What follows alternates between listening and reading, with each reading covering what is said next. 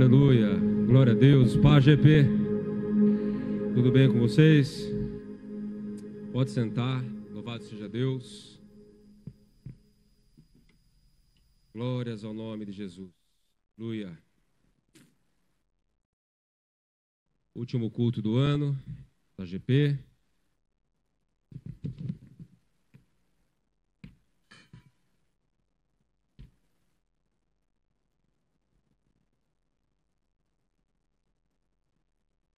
E nós vamos então encerrar esse ano meditando nessa palavra, cujo título é Provação e Tentação. Abra sua Bíblia junto comigo em Tiago, capítulo 1, versículo 12. Na Nova Almeida Atualizada, NAA.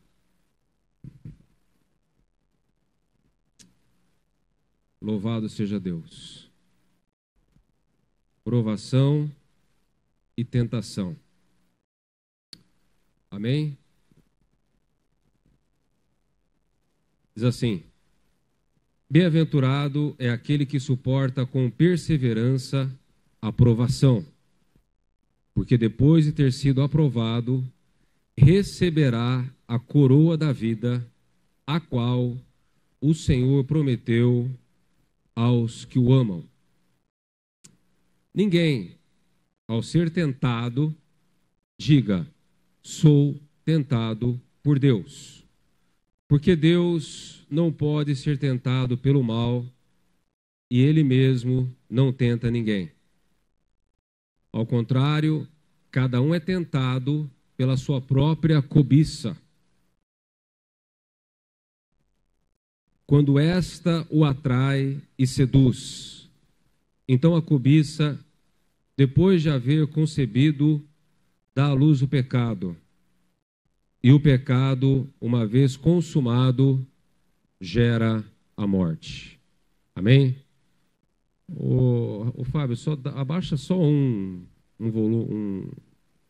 Põe no número 2 aí. Acho que está no número 3, número 4. Aí acaba esse barulho insuportável. Amém? Todo mundo aqui vai ficar no calorzinho do Espírito Santo, amém? Aqui não tem ninguém na menopausa. Tem alguém que já está na menopausa? Não, né? Tudo jovem, né? As irmãs tudo jovens, aleluia, né? Que é isso? Você é nova ainda. A Bispa Danda está lá no fundo, qualquer coisa vai na beira da porta aí para tomar um arzinho. A Eliana, esqueci da Eliana. Mas Deus vai dar graça, Eliana, amém? Vamos lá. Bom, como nós lemos aqui, gente, eu sei que estou meio perturbado aqui. Ô Fábio, pega o celular para mim.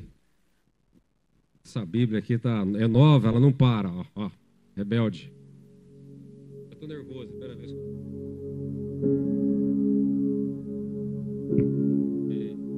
Agora vai, hein? Agora vai.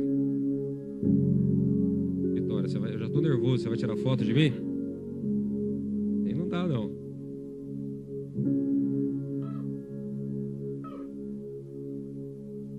Vai? Vamos lá. Vamos lá.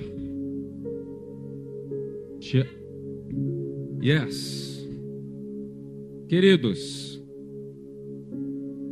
no versículo 12, do versículo 12 até o 13, Tiago está falando sobre provação.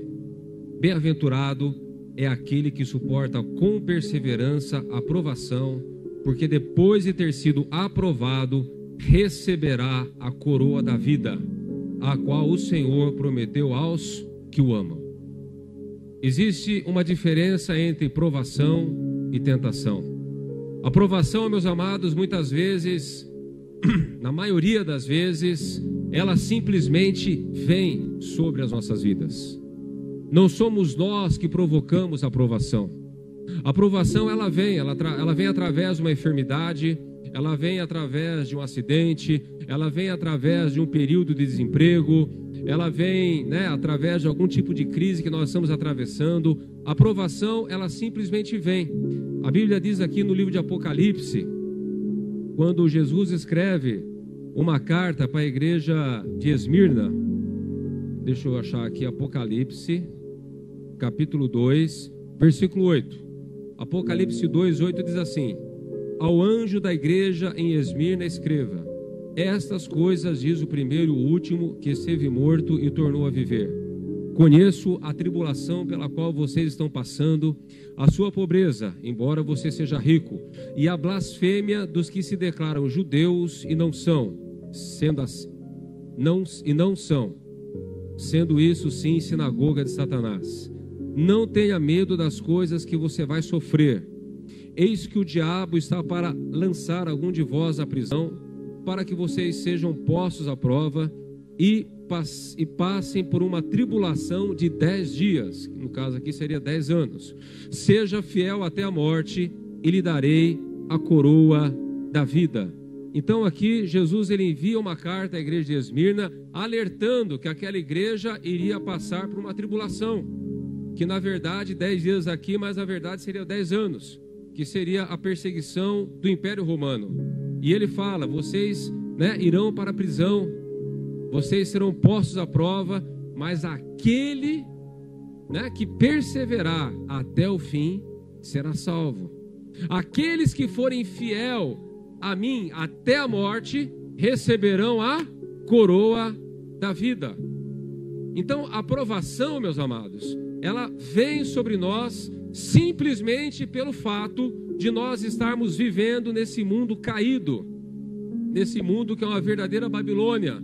Os demônios estão aí, o diabo está dominando, as circunstâncias muitas vezes são contrárias, porque nós vivemos um corpo, embora nós sejamos o templo do Espírito Santo, mas nós vivemos um corpo contaminado pelo pecado, um corpo que vai envelhecendo, um corpo sujeito a enfermidades, um corpo sujeito a acidentes. Enfim, a nossa vida, por conta de tudo que acontece no país e no mundo, nós estamos sujeitos a passar crises financeiras, nós estamos sujeitos a passar por momentos de escassez. Então a provação, ela simplesmente vem através da morte de um pai, da mãe, de um parente, de alguma coisa que aconteça, a provação vem. Então isso não é segredo para ninguém, a provação ela vem, e muitas vezes quando nós menos esperamos. Um exemplo muito bacana na Bíblia, de um jovem que passou por uma provação muito grande, está em Gênesis, capítulo 37. Abra comigo. Gênesis, capítulo 37. Nós vamos ler a partir do versículo 1.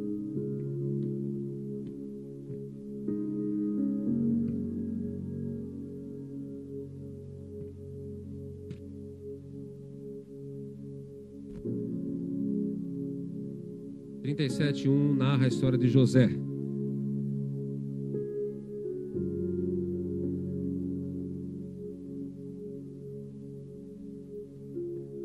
Diz assim: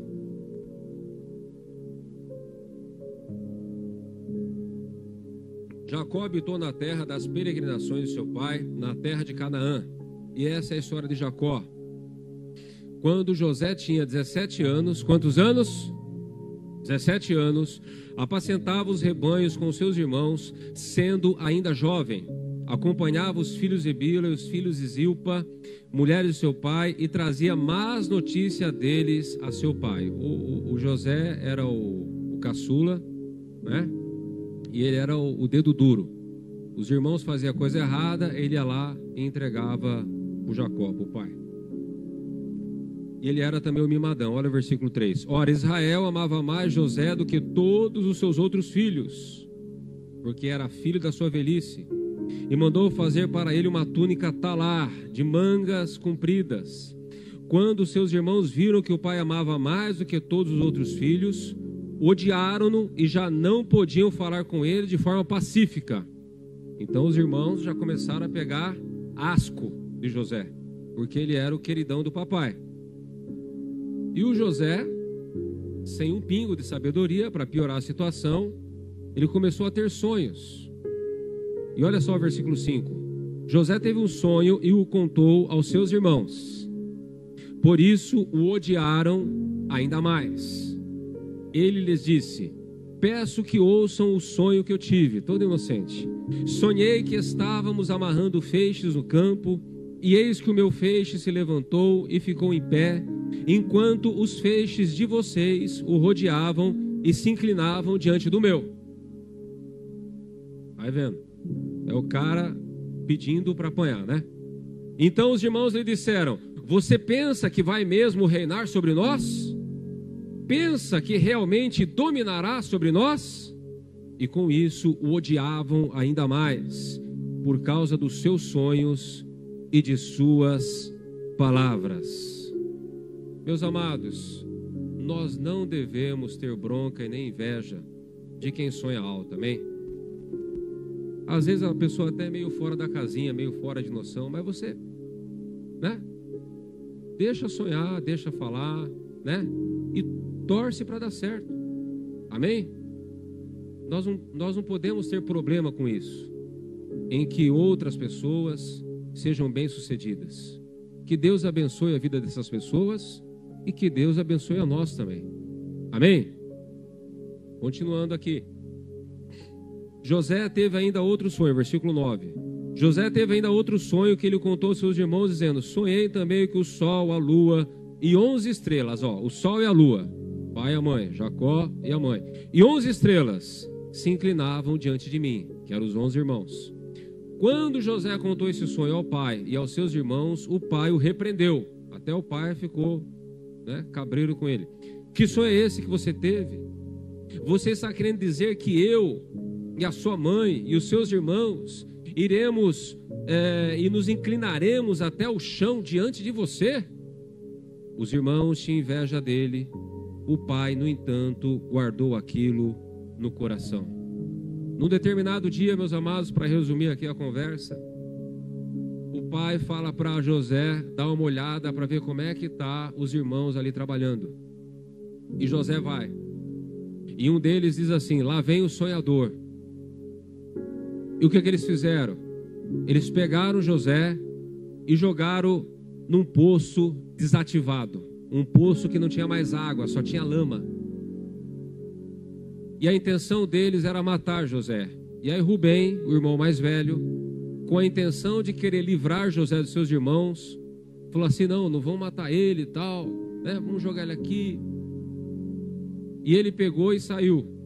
Só que nesse tempo ele que saiu e voltou, o que eles fizeram? Eles venderam José como escravo a uma caravana de ismaelitas que estavam passando ali onde eles estavam pastoreando as ovelhas. Venderam José como escravo no Egito, ou melhor, aos ismaelitas. E essa caravana, esses negociantes escravos, quando chegaram no Egito, venderam José a um homem, ao capitão da guarda de Faraó, a um homem chamado Potifar. E ali na casa de Potifar, José, por conta de ser um jovem de Deus, um jovem temente a Deus, ele começou a trabalhar ali na casa de Potifar. E na casa de Potifar ele começou a se destacar entre os demais empregados. Então Potifar começou a promover José, até que chegou uma hora que tudo na casa de Potifar estava debaixo da responsabilidade desse jovem chamado José. E a Bíblia diz que José era um jovem bonitão, era um jovem de porte, de aparência, camarada boa pinta. E a mulher de Potifar começou a colocar os olhos em José. E a Bíblia diz aqui, em Gênesis capítulo 37 ainda,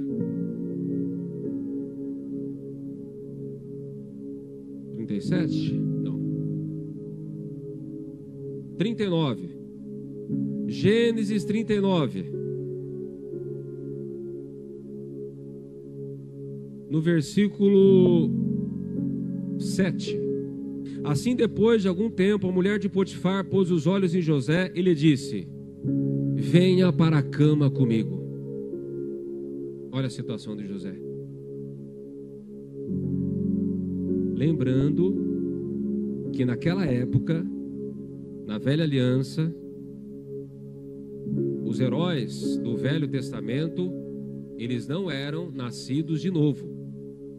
Eles não tinham o Espírito Santo habitando neles. José, ele não tinha o Espírito Santo, mas ele tinha o temor de Deus no coração.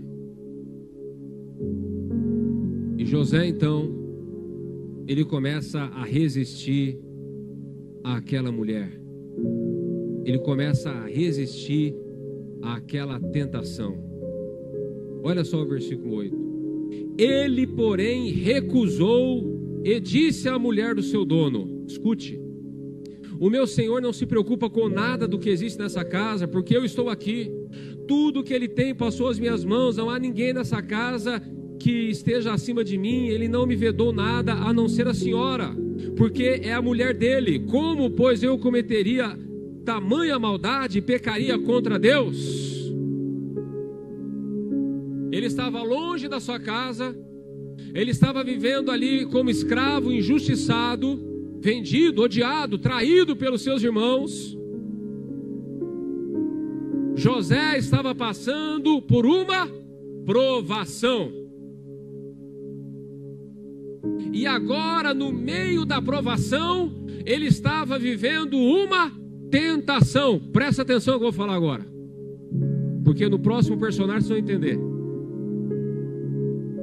Por que José não caiu na tentação da mulher de Potifar? O que nós lemos lá em Tiago? Cada um é atraído pela sua própria cobiça. Pela sua própria cobiça. Todos nós, apesar de nós nascermos de novo, há uma cobiça no nosso coração. Seja ela sexual, material, algum vício. E é nessa cobiça que o diabo trabalha. É por isso, queridos, que uma vez que nós nos convertemos ao Senhor, nós temos que fazer um check-up do nosso coração. Porque o que acontece? Quando a gente vem para Jesus, a gente vem lotado de pecado. Sim ou não? Sim ou não? Lotado de pecado. Fala palavrão, fuma, bebe. Vida sexual ativa. Né? Cheira cocaína, usa crack. Mente. Tudo que é pecado. Aí quando nós nos convertemos ao Senhor, ouvimos o evangelho da salvação, o quanto Deus nos ama, o quanto nós somos importantes para Ele, o sacrifício de Jesus por nós na cruz do Calvário. Aí nós aceitamos a Jesus como Salvador, porque nós começamos a entender o amor de Deus por nós, e nós então aceitamos a Jesus e nascemos de novo. E quando nós nascemos de novo, 90% de toda essa imundícia, desse lixo, dessa podridão, dessa multidão de pecado, Deus tira. Nós temos força para falar: não, a partir de agora eu não falo mais palavrão. Não, porque a partir de agora eu não vou mais beber. Não, porque a partir de agora, acabou essa cafungada. A partir de agora parou. Cafungada é dose, agora... Ah, Jesus amado. Parou. Comigo foi assim. Parei de beber. Não parei de beber. Parei de mentir, parei de falar palavrão, parei de fumar, parei com droga, parei com tudo. Eu só não parei com a marvada da pinga que me atrapalha. Lembra dessa música? A marvada pinga que me atrapalha. Eu só não parei com a cachaça. A Kátia ainda fazia parte da minha vida. Alessandra, Kátia, cachaça, tá? Não é? Esquece. Então havia uma cobiça no meu coração. Um pecado que não foi totalmente cortado. Depois de um ano, na perseverança, na oração, sem desanimar, sem parar de ir na igreja. É aí, jovens, que está o segredo. Deixa eu falar uma coisa para vocês. Você, ainda que aqui é a maior, né? Tudo jovem, 17, 18, 20 e poucos anos, só o Geiso, coitado. O Geiso estava todo perturbado. Cadê o Geiso?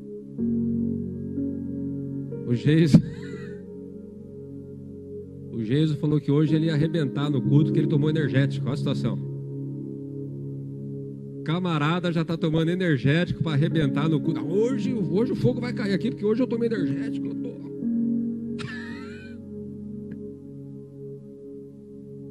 Com exceção do Geiso, que já bateu na casa dos 30. Fabião também, mas não vou falar mais nada. Né? Mas veja bem, você vive aí 17, 18, 20, 25 anos, tudo errado, e você quer virar o querubim do dia para a noite? Não é assim que funciona. Muitos jovens vêm para a igreja, tal, primeiro amor, aquela coisa toda, agora eu vou arrebentar o diabo, tal, né, o pecado, sei que lá. Aí ele cai no pecado. Aí qual o erro desse jovem? Cair no pecado e falar: não, eu não dou conta dessa vida cristã, eu vou parar, isso aí não é para mim, tal, eu não vou na igreja. Como é que eu vou para a igreja desse jeito? Como é que eu vou para a igreja? Cheirei 3 carreiras na sexta-feira, eu vou fazer o quê? Sábado na GP? Você vai fazer o quê? Você vai se arrepender, você vai orar, você vai chorar, e Deus vai te perdoar, porque Ele te ama. Amém? E era isso que acontecia comigo. Às vezes no meio da semana eu sábado, domingo ia para a igreja, eu falei: Jesus, tem misericórdia. E Deus perdoava. E assim foi até que parou. Por que José, ele não caiu na lábia da mulher de Potifar? Porque no coração de José, olha que bênção, não havia uma cobiça. No coração de José não havia cobiça. Então, quando a mulher de Potifar chegou para ele e falou: deita-te comigo e cá entre nós, como diz a Alessandra, mulher de quem tem grana geralmente é bonita. Se não é bonita, fica bonita, não é verdade? Porque tem grana. Então a mulher de Potifar devia ser uma egípcia bonita, né? Aqueles cílios tudo pintado, aquela coisa toda, né? Aquela, né? Tá entendendo? Só que essa mulher, corta essa parte da filmagem aí, Giovanni. Só que essa mulher, ela não atraiu José. Por quê? Porque não havia esse tipo de cobiça no coração de José. Então para ele foi fácil falar: não vou pecar contra Deus, não vou trair meu chefe, meu patrão, seu marido. E a Bíblia diz, meus amados, olha só, olha o versículo 10. Ela falava com José todos os dias. Você imagina você tomar cantada todo dia? Bom dia, bonitão. E aí, vai ser hoje? Boa noite, Zezão. E aí, mudou de ideia? Não tira a foto agora, que agora eu tô meio... Você imaginou um negócio desse? Uma mulher bonita, perfumada, cheirosa, todo dia ali. E aí, como é que vai ser? Zezinho, até quando você vai resistir, Zezinho? Todos os dias. Mas José, não. Talvez o pessoal que trabalhava na casa falou: ih, esse daí não sei não, hein? Esse daí deve ser daquela turminha, ou foi, ou é, ou será. Rejeitar uma mulher dessa, como é que é esse negócio? Mas José ficou firme ali. Não. Segunda-feira, não. Zezinho. Terça-feira, não. Zezão, não. José do coração, não. Todos os dias. Até que um dia, porque a pessoa quando tem a tendência maligna, é complicada. Até que um dia, estavam os dois sozinhos na casa, e a mulher não se aguentou. A mulher não se aguentou. Vem cá, José! E agarrou o menino. E o José, não, tá amarrado em nome de Jesus, pombagira, sai e tal. E quando José saiu, ela ficou com a roupa dele. Olha a situação, uma parte da roupa dele. Quando o marido chegou em casa, ela falou: olha, o tipo de homem que você tem colocado na nossa casa. José tentou me violentar, tentou me agarrar. Olha aqui a roupa dele. Depois vocês lêem na Bíblia. E Potifar, você imagina a reação de Potifar. Imagina, o cara ficou nervoso, o cara ficou irado. Só não matou José porque Deus estava no negócio. José vai para a cadeia. Fica lá 2 anos na cadeia. Interpreta os sonhos lá do padeiro, do copeiro. Aí ele vai até Faraó. Faraó precisa da interpretação dos sonhos. 7 vacas gordas, 7 vacas magras, 7 espigas de milho cheias, 7 espigas de milho crestadas. José dá a interpretação, 7 anos de muita abundância no Egito, e depois 7 anos de muita miséria, que vai ser tanta miséria que nem vai lembrar da abundância que teve. E eu te aconselho, ó Faraó, ergue celeiros, acumula a produção da terra para enfrentar a escassez que terá no futuro. E nessa jogada, meus amados, José, então ele se tornou o segundo no Egito, só abaixo de Faraó, e ele se tornou o governador do Egito. E o propósito de Deus se cumpriu através da vida de José. Amém? Por quê? Porque ele estava no meio da provação, Ele provocou a provação, ele não provocou. Não, mas ele contou o sonho para os irmãos, era inocente. Ele não tinha culpa que o pai gostava mais dele. A aprovação veio na vida dele. A aprovação veio na vida dele no meio da família dele. A aprovação veio na vida dele lá no Egito, porque ele foi fiel a Deus. E ele nunca questionou a Deus. Nunca questionou a Deus. E ele se tornou o principal ali do Egito só depois de Faraó. E o propósito de Deus se cumpriu na vida de José. Ele passou pela aprovação na família, ele passou pela aprovação no Egito, e Deus honrou a fé de José, honrou a fidelidade de José. Amém? Então, a aprovação, queridos, ela vem. Você não tem que ficar imaginando quando ela virá sobre a sua vida. O que você tem que perguntar para você mesmo é o seguinte: quando vier algum tipo de provação na minha vida, seja ela justa ou injusta. Não, injustiça não acontece com o povo de Deus. Mentira. Principalmente quando você é fiel a Deus como José, aí que a injustiça vem. Por quê? Porque é a injustiça desse mundo. Começa a ser cristão verdadeiro lá na faculdade. Começa a ser cristão verdadeiro lá onde você trabalha. Começa a ser um jovem cristão cheio do Espírito Santo de verdade onde você estiver no meio da família. Você vai ver se não vai começar a vir perseguição, injustiça, calúnia. Vem.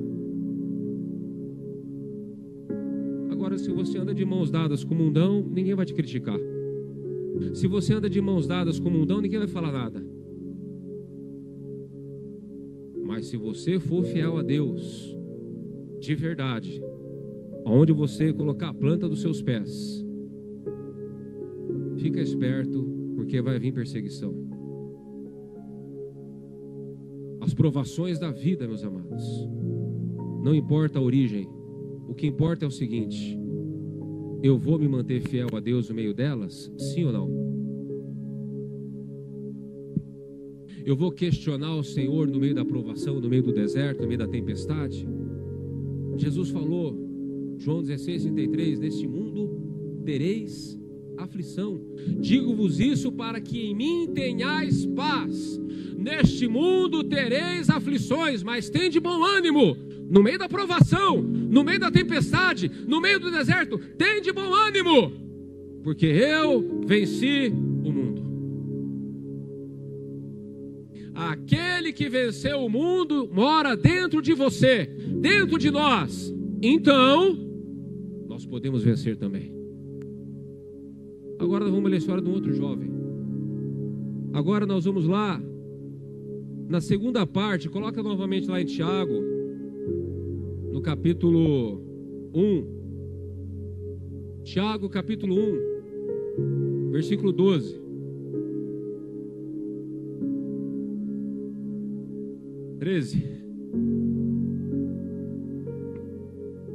Ninguém, ao ser tentado, diga, sou tentado por Deus. Porque Deus não pode ser tentado pelo mal. Ele mesmo não tenta ninguém. Amém? 14. Ao contrário, cada um é tentado pela sua própria cobiça, que já está dentro de você, que não foi devidamente curada, que não foi devidamente tratada, que você não se importou de combater. Quando esta o atrai e seduz, aí começa o processo de destruição. A cobiça, depois de haver concebido, dá à luz o pecado, e o pecado, uma vez consumado, gera morte.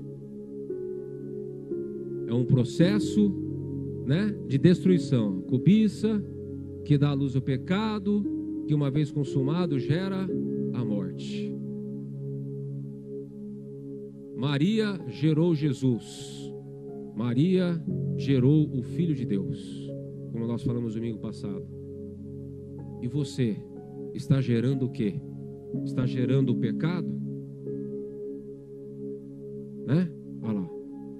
Pecado, uma vez consumado, gera a morte. Olha só o livro de Juízes. Nós vamos ler a história de um homem que ele era para ter... O nome dele está no livro dos heróis da fé, em Hebreus. Ele teve um final trágico, mas foi algo que ele provocou, diferente de José. Juízes, capítulo 13,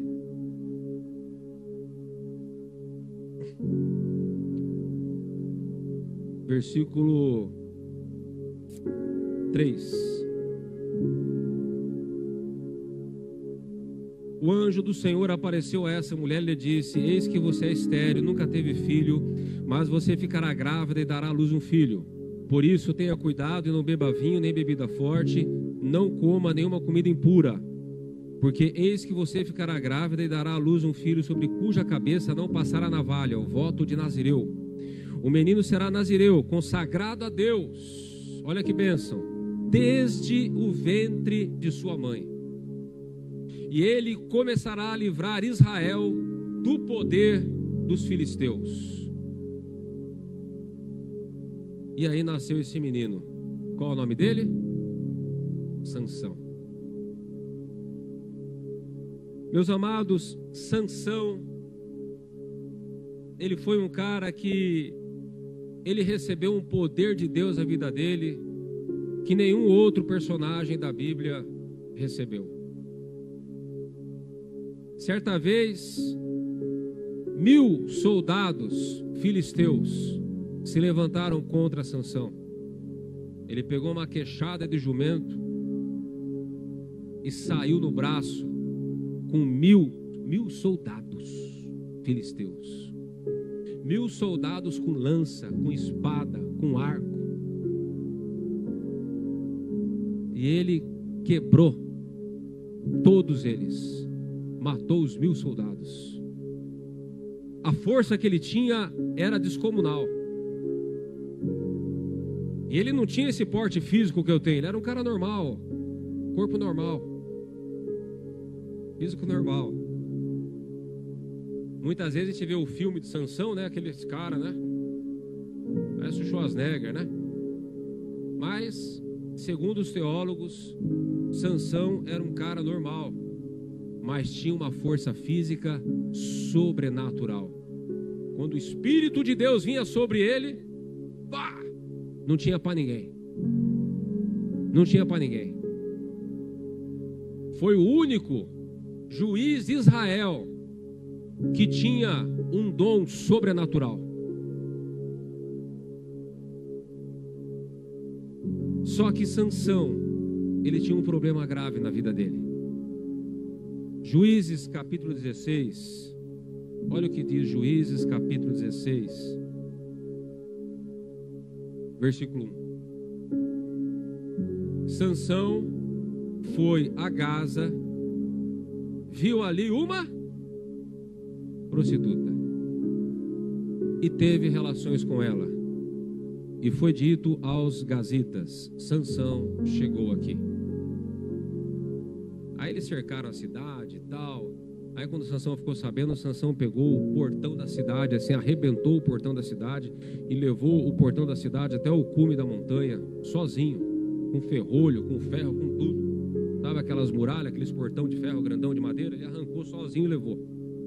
Mas o que eu quero que vocês entendam, que olha o estilo de vida de Sansão. Sansão foi a Gaza, viu ali uma prostituta e teve relações com ela. E foi dito aos gazitas: Sansão chegou aqui. Sansão, meus amados, ele tinha uma cobiça no coração. Sansão tinha um problema grave com mulheres. Essa área na vida dele não era uma área resolvida. E Sansão tinha esse problema com mulheres.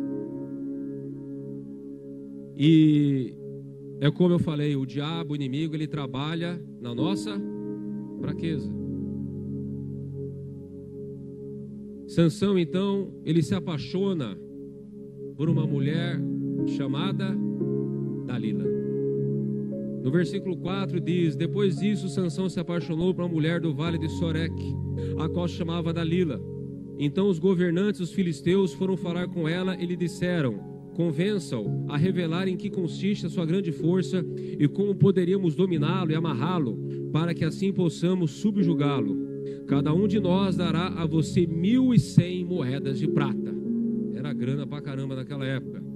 Então Dalila disse a Sansão. Então Dalila começa, no meio de muita bebida, né? Porque Sansão, embora ele fosse nazireu de Deus, o nazireu ele não podia beber vinho, ele não podia comer uva, nada que procedesse da uva, ele não podia cortar o cabelo, ele não podia chegar perto do defunto, muito menos tocar no defunto. E o Sansão, ele quebrava todas essas regras do Velho Testamento. Uma vez ele matou o leão, pensa, matar o leão com a própria mão. O cara matou o leão com a própria mão. Aí no dia seguinte, não sei quantos dias depois, ele passou lá perto do cadáver do leão, tinha mel, tinha abelha. Ele foi lá no cadáver, ele não podia fazer isso, porque era nazireu, pegou o favo de mel, comeu, e ainda levou para o pai e para a mãe, mas não falou que tirou de um defunto, de um cadáver. Defunto, um cadáver. Então, Sansão, ele quebrava todas as regras, dormia com prostituta, enchia a cara de vinho. E ele estava ali com a Dalila, tomando vinho, transando, aquela coisa toda. E a Dalila começa: me conta o seu segredo, meu cabeludinho. Qual é o segredo dessa força, meu amor?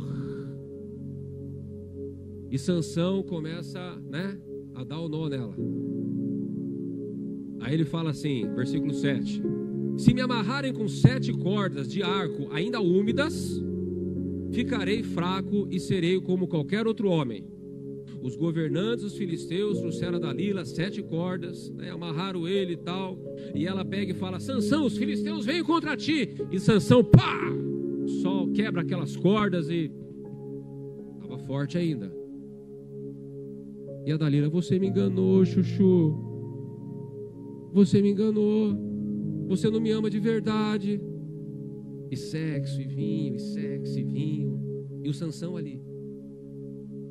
E o Sansão ali. O que o apóstolo Paulo escreveu lá em 1 Tessalonicenses, se eu não me engano, capítulo 6, lá no último versículo? Fuja da aparência do mal. Capítulo 5, se eu não me engano. Foge da aparência do mal. Por quê? Porque se a gente permanece diante da aparência do mal, nós vamos cair. O pecado, a aparência do pecado, é como se fosse a criptonita para o Superman. Se você ficar diante dela, você cai. Não, porque eu vou resistir. Você cai. Mas o Sansão, ele ficou brincando ali com Dalila. Ele ficou ali com ela. E ela de novo, né, 1.100 moedas de prata, ela vai para cima dele de novo. Então Dalila disse a Sansão, versículo 10: eis que você tem zombado de mim e me falou mentiras. Agora, por favor, conte-me como você pode ser amarrado. Então ele dá outro nó nela. Se me amarrarem, aí ele começa de novo. Se me amarrarem bem com cordas novas que nunca foram usadas, ficarei fraco e serei como qualquer outro homem. Aí a Dalila pega as cordas, amarra ele. Sansão, os filisteus vêm contra ti. Pá! Estoura as cordas novas. Aí ela vai ser amiga de novo. Você não me ama, Sansão. Você não me ama. E olha que interessante.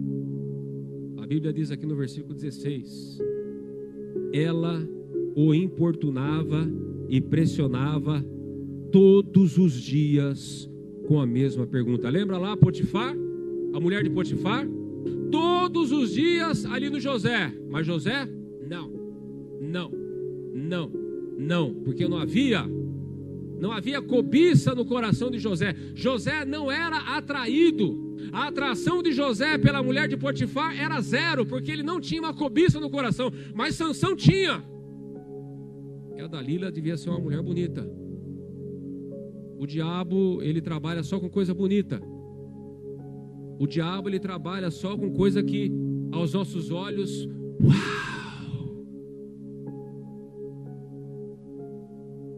Todos os dias, de modo que a alma dele se angustiou até a morte. Então ele contou o seu segredo, dizendo: se cortar o meu cabelo, porque eu sou nazireu de Deus, nunca passou na vara da minha cabeça. Se cortar o meu cabelo, eu me torno como um homem qualquer. Ela colocou Rivotril no vinho dele, ele tomou e ele apagou. Atualizando aqui. Cortou as 7 tranças. Sansão tinha 7 tranças na cabeça. O número 7 na Bíblia, meus amados, significa a totalidade, a perfeição. Uma semana completa tem 7 dias. As notas musicais principais são 7. E por aí vai. O livro de Apocalipse está carregado do número 7.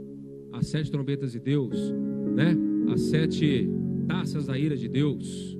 Os 7 anjos. E por aí vai. Porque 7 é o número da perfeição. É o número da totalidade. Quando Isaías fala sobre Jesus, ele fala que Jesus tinha o quê? Os 7 Espíritos de Deus. A unção que Sansão tinha, ela era perfeita, porque ela vinha de Deus. As 7 tranças simbolizava isso na vida de Sansão. A unção que ele tinha era perfeita. A unção que ele tinha era de Deus. A unção que ele tinha era total. A unção que ele tinha poderia fazer muito pelo povo de Israel. O problema é que Sansão não era perfeito, ele tinha uma cobiça no coração. E por conta dessa cobiça no coração, ele entregou o ouro para Dalila. E Dalila não perdeu tempo. Traiu ele, 1.100 moedas de prata. Cortou o cabelo dele. Sansão, os filisteus vêm contra ti. E Sansão, não sabendo que o Espírito de Deus já tinha se retirado dele, isso é que é triste, meus amados. Tem gente que acha que está salvo, tem gente que acha que tem o Espírito Santo, tem gente que acha que está bem com Deus, quando na verdade não está. Sansão achando que estava bem, Sansão achando que tinha o Espírito de Deus na vida dele, aquela força poderosa, porque ele não sabia que o Espírito de Deus tinha se retirado da vida dele. Eu vou contra eles como todas as vezes, só que daí ele já era. Amarraram Sansão, pegaram uma faca quente e cegaram os olhos dele e levaram ele para ficar moendo trigo lá na prisão. Puseram ele no moinho assim, ele ficava o dia inteiro aqui, ó, moendo trigo, andando em círculos. Porque quando nós vivemos o pecado, afastado de Deus, a nossa vida é assim, andando em círculos. Você não vai para lugar nenhum. Você não sai do lugar que você está. Você fica andando em círculos. Por quê? Porque você está vivendo no pecado. Por quê? Porque você está sendo derrotado pelo inimigo. Depois levaram ele para a festa do templo de Dagon, para divertir os filisteus. Porque é assim, meus amados, quando um herói da fé, quando um crente, quando um jovem cheio do Espírito Santo, quando um homem, uma mulher, um jovem cheio do Espírito Santo cai na desgraça, cai no pecado, atraído pela sua própria cobiça, o inferno começa a fazer festa. O inferno não tem festa no céu quando o pecador se arrepende? Tem festa no inferno quando um santo cai no pecado.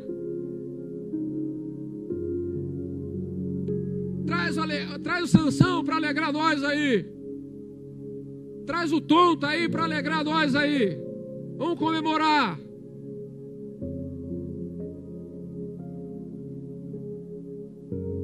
Mas Deus é tão bom, meus amados. Deus é tão maravilhoso, que a Bíblia diz que enquanto ele estava preso ali no moinho, o cabelo dele começou a crescer novamente.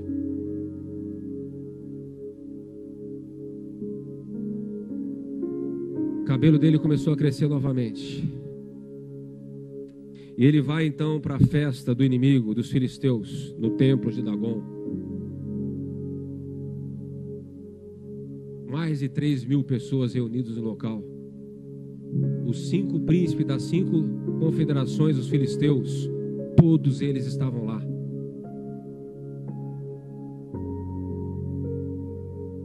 E Sansão então, já com o coração arrependido, claro, de tudo que fez, por ter quebrado a sua aliança com Deus, ele faz uma oração: Senhor, me ajuda a me vingar dos filisteus pela última vez.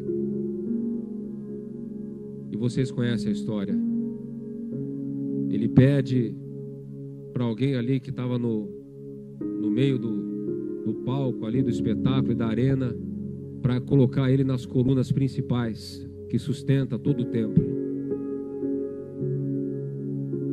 E ele ora a Deus, e Deus derrama poder sobre Sansão. Os filisteus achavam que ele tinha perdido a força para sempre. Um filho de Deus, ele não será derrotado para sempre, se houver arrependimento no coração. A partir do momento que você se arrepende, que você ora e que você busca, você é resgatado pelo amor do Pai. O poder de Deus volta à sua vida, e o inimigo não vai mais te dominar. Sansão estava ali, naquelas colunas. Eu acredito que o povo começou a dar risada. O que esse cara vai fazer? Ele acha que é o fortão ainda. Ele acha que é o bambambam ainda. E Sansão começa, e os caras dando risada, mais de 3.000, os 5 príncipes das 5 confederações, todo mundo ali. Pensa num lugar lotado. E Sansão começa. Chega uma hora, começa a trincar as colunas. O povo não percebe, mas está trincando tudo. Até que começa a ruir. Aí já é tarde demais. Cai tudo, desaba tudo. Morre todo mundo. Inclusive Sansão. E numa tacada só, apesar da sua carnalidade, Sansão ele consegue fazer algo que nenhum juiz de Israel conseguiu. Ele conseguiu derrotar de uma vez só, matar de uma vez só os 5 príncipes filisteus. Nenhum juiz, você pode ler a Bíblia, o livro de Juízes, nenhum juiz de Israel conseguiu fazer isso. Foi uma proeza. Ah, Sansão se suicidou. Mentira. Porque se ele tivesse se suicidado, o nome dele não estaria na galeria dos heróis da fé no livro de Hebreus, capítulo 11. A questão é, Sansão poderia fazer muito mais. Sansão poderia fazer muito mais. A provação não veio sobre Sansão. Sansão, ele entrou naquele processo de destruição que nós vemos lá em Tiago, capítulo 1, no versículo 13. A cobiça que havia dentro do coração de Sansão, que o atraiu, que seduziu nas mãos de Dalila, é que provocou a ruína dele, a desgraça dele, a queda dele. Houve um arrependimento no final? Houve. Foi usado por Deus no final da sua vida? Foi. Mas ele poderia fazer muito mais com o poder, com a unção que Deus havia derramado sobre a vida dele. A questão é, o que você está vivendo na sua vida hoje? Provação ou tentação? Você está vivendo na sua vida hoje algo que você não tem culpa, algo que você não provocou, é uma provação que veio, uma situação que veio sobre a sua vida, e você está ali, né? Talvez você já até tenha questionado a Deus, talvez você já até tenha pensado em desistir, mas é uma provação que simplesmente veio na sua vida. Ou você está vivendo tentações.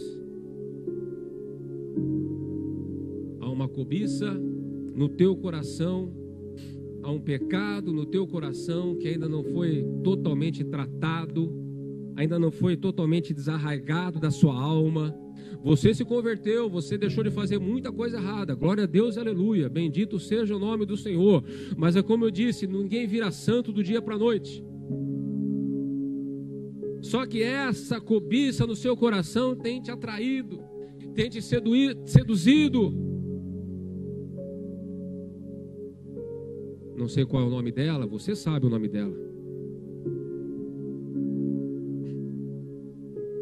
E muitas vezes você tem sucumbido a essa tentação. Ou você está no meio de uma provação, como já expliquei, mas ao contrário de José, no meio da provação tem vindo algumas tentações. E uma delas é desistir do caminho do Senhor. Não importa qual é a situação que você esteja vivendo. O que importa é que se houver uma espontaneidade, se houver um quebrantamento no seu coração nessa noite, e falar para o Senhor: Senhor, eu estou passando por uma provação, por uma injustiça, eu não tive culpa do que aconteceu, e às vezes eu acho que não vale a pena estar no caminho da graça. Você já pensou em desistir várias vezes, e você está na igreja até hoje por pura misericórdia de Deus. Ou você tem sido atraído por alguma cobiça que ainda não foi totalmente tratada no seu coração. Fica de pé em nome de Jesus. Querido, você não pode atravessar, virar o ano desse jeito. Você não pode. Você tem que tomar uma posição em Deus. E você sabe, nós estamos diante do trono da graça do Pai, onde nós podemos alcançar graça, misericórdia, socorro em tempo oportuno. Então, nós queremos ministrar sobre a sua vida, e mais do que isso, o Espírito Santo quer ministrar sobre a sua vida.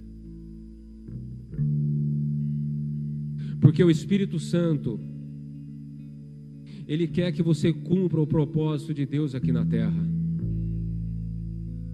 Você pode ter um dom maravilhoso na sua vida, como Sansão tinha.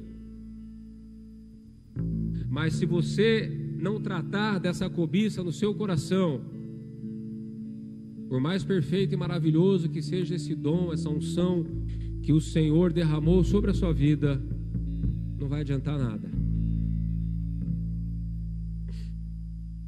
Porque a cobiça, ela pode destruir os sonhos de Deus para a sua vida. Se você deixar o Espírito Santo tratar dessa cobiça no teu coração, pode aparecer traficante, pode aparecer a mulher de Potifar, pode aparecer qualquer tipo de tentação, nada disso vai te atrair. Por quê? Porque você foi curado dessa cobiça no teu coração. E uma vez que nada nesse mundo te atrai, Deus pode contar com você. Deus pode contar com você. Ele pode olhar para você como um Sansão. Ele pode olhar para você como um José. Ele pode olhar para você como um Davi. Ele pode olhar para você como o apóstolo Paulo, como Pedro, como Tiago. Aleluia! Como um futuro missionário, pastor, evangelista, apóstolo, seja lá o que for. Como alguém que vai cooperar de alguma forma com a expansão do reino de Deus aqui na terra.